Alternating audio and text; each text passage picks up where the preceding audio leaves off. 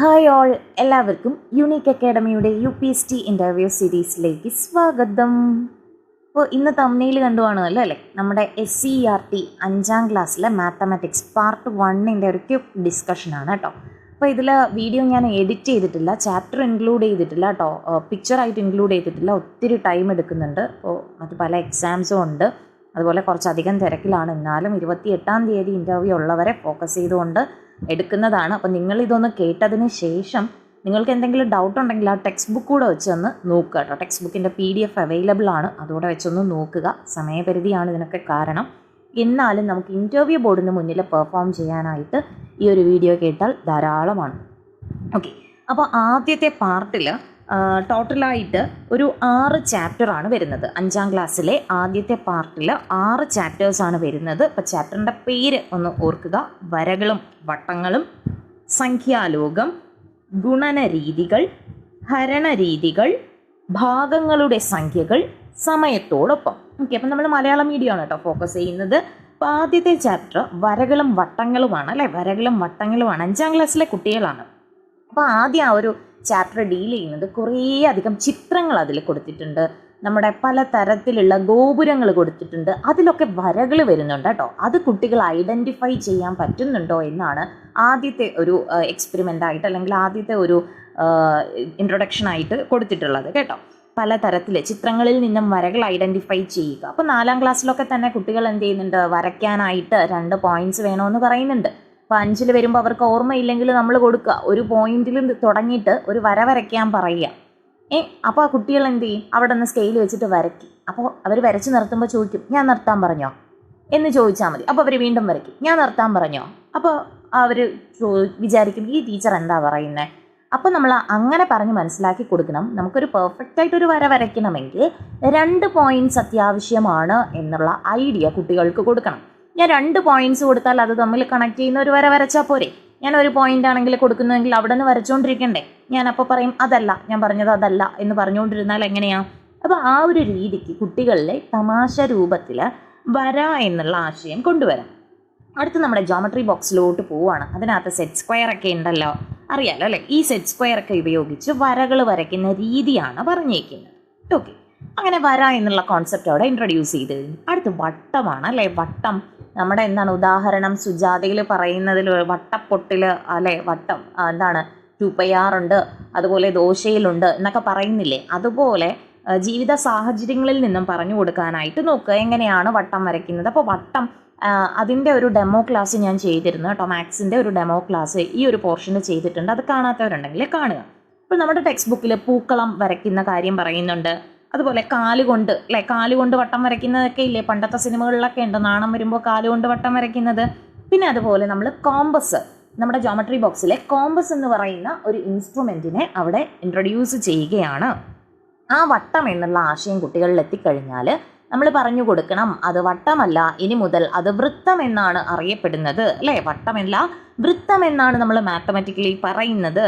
അപ്പോൾ എന്താണ് വൃത്തം എന്ന് ഓർക്കുക: ഒരു നിശ്ചിത ബിന്ദുവിൽ നിന്നും ഒരേ അകലത്തിൽ സഞ്ചരിക്കുന്ന മറ്റൊരു ബിന്ദുവിൻ്റെ പാത നമുക്ക് സമ്മാനിക്കുന്നത് ഏത് ഫിഗറാണ്, വൃത്തം.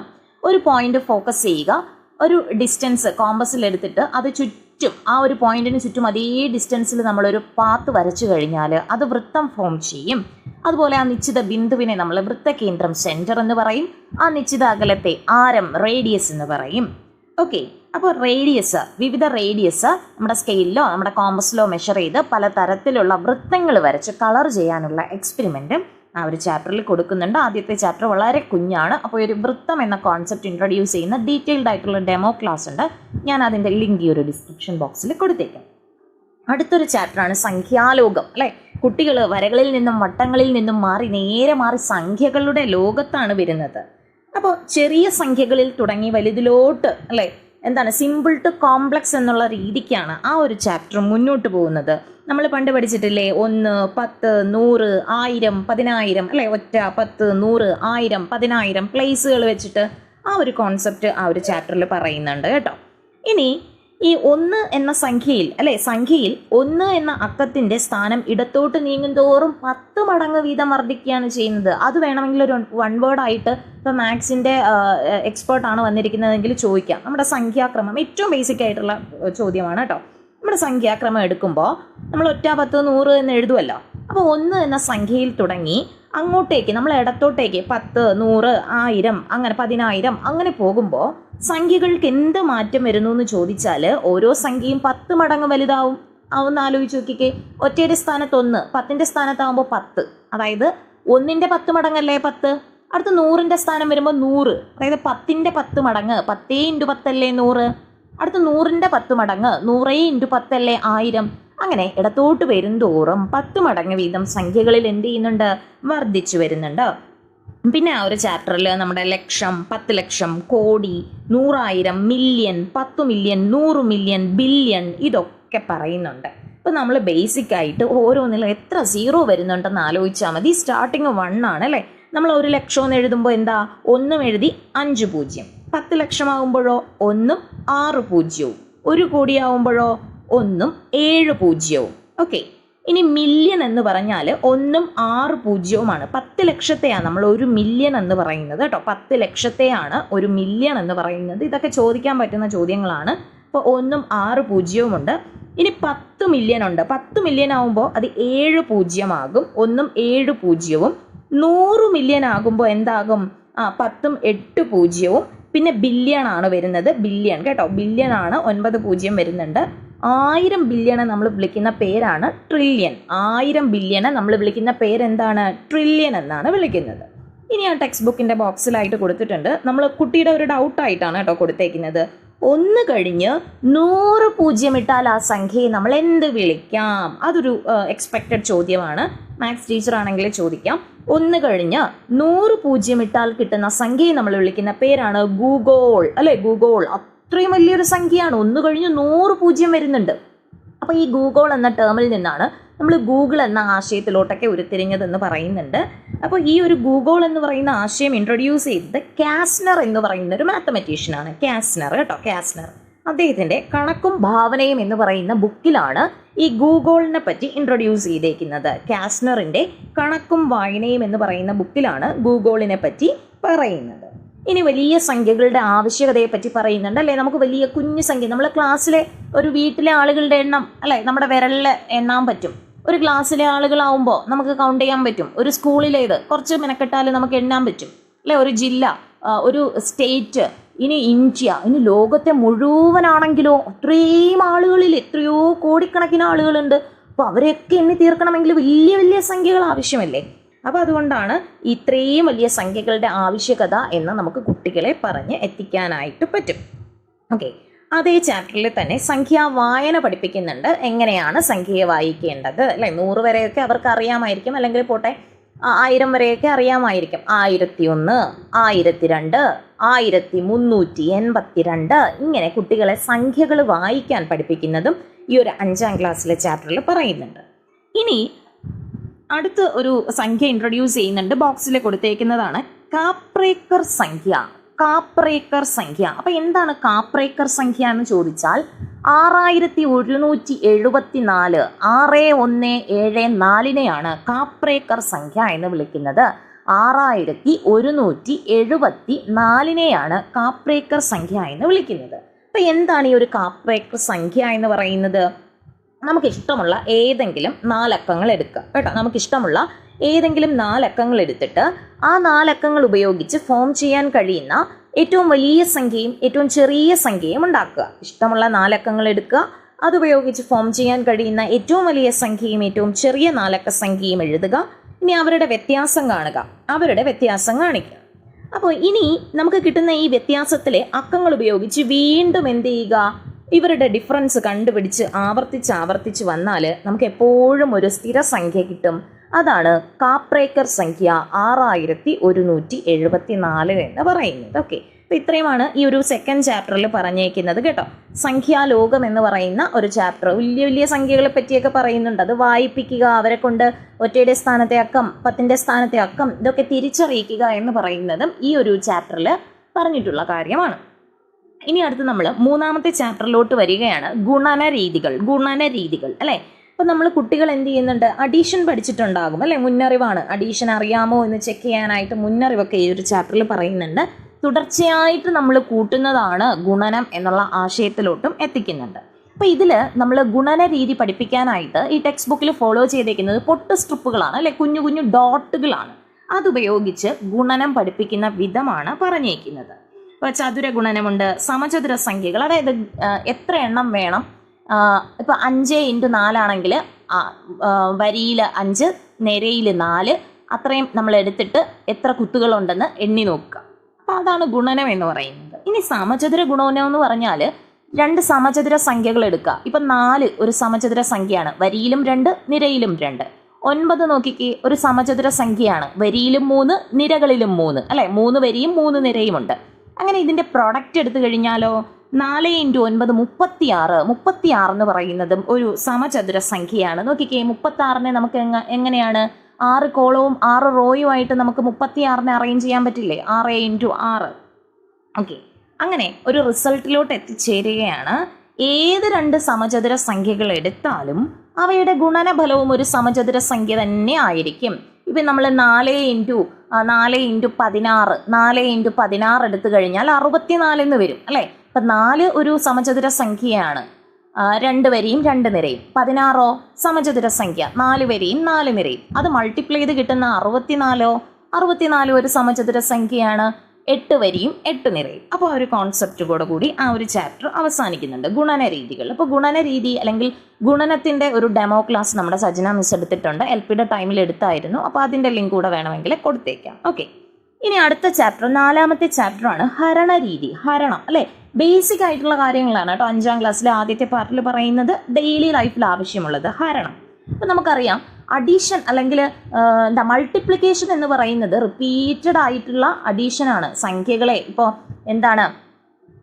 സംഖ്യകളെ ഇങ്ങനെ തുടർച്ചയായി കൂട്ടുന്നതിന് പകരം ഗുണിച്ചാൽ മതി എന്നുള്ള ആശയത്തിലോട്ട് എത്തുന്നത് പോലെ സംഖ്യകളെ തുടർച്ചയായി കുറയ്ക്കുന്നതിന് പകരം ഡിവൈഡ് ചെയ്താൽ മതി എന്നുള്ള ആശയത്തിലോട്ട് കുത്തിയെത്തിച്ചേരണം. അപ്പോൾ നമുക്കറിയാം, അല്ലേ, നമ്മളിപ്പോൾ പലതരത്തിലുള്ള സാധനങ്ങൾ വെച്ചിട്ട് മിഠായികളൊക്കെ വെച്ചിട്ടാണ് ഈ ഹരണം എന്നുള്ള ടോപ്പിക്ക് ഇൻട്രൊഡ്യൂസ് ചെയ്ത് കൊടുക്കുന്നത്. ഓക്കെ, അപ്പോൾ ഹരണം, ഇപ്പോൾ ഹരണത്തിൽ ഈ ഒരു ചാപ്റ്ററിൽ ആദ്യം പറയുന്നത് 20 മിഠായി ഉണ്ട്. ഒരു ക്ലാസ്സിൽ ടീച്ചർ 20 മിഠായി കൊണ്ടുവരികയാണ്. അത് 5 കുട്ടികൾക്ക് ഒരുപോലെ വീതം വെച്ച് കൊടുക്കണം. 20 മിഠായി ഉണ്ട്, 5 കുട്ടികൾക്ക് ഒരുപോലെ വീതം വെച്ച് കൊടുക്കണം.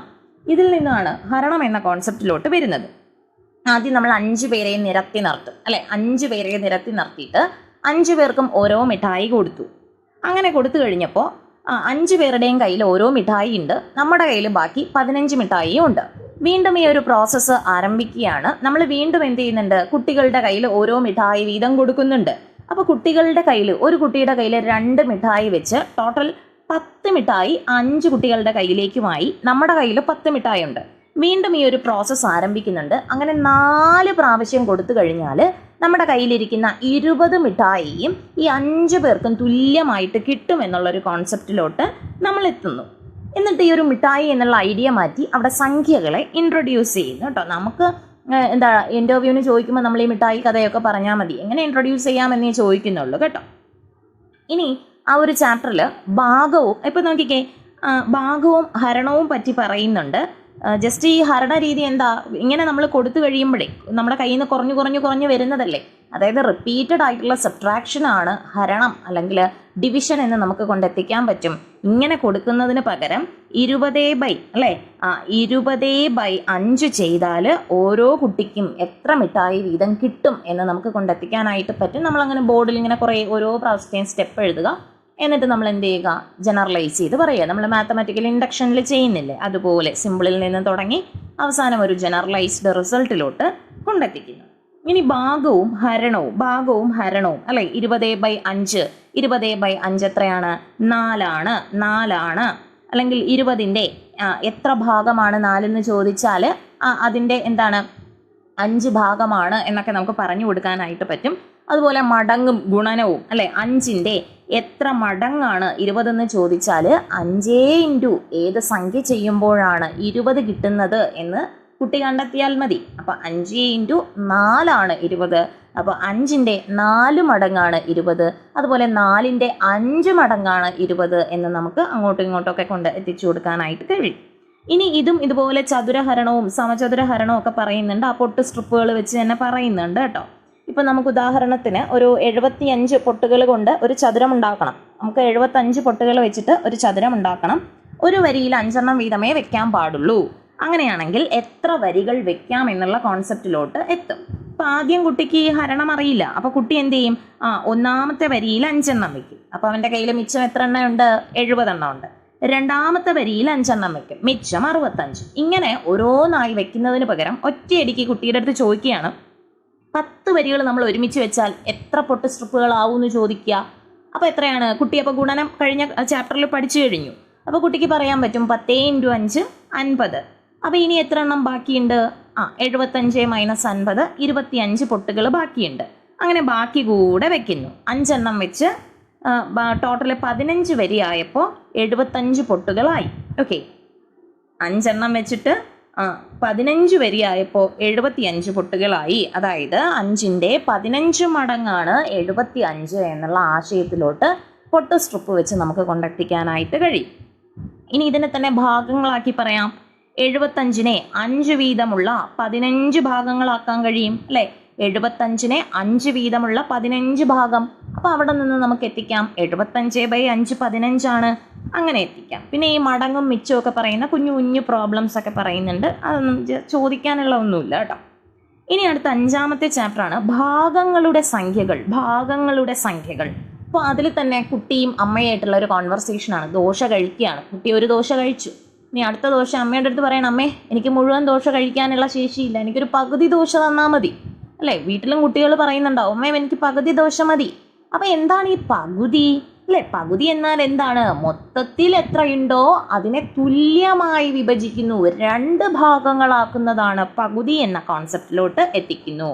അപ്പോൾ മൊത്തം ഒന്നായിരുന്ന ഒരു ദോശയെ പറ്റി തന്നെ നമുക്കും പറയാം.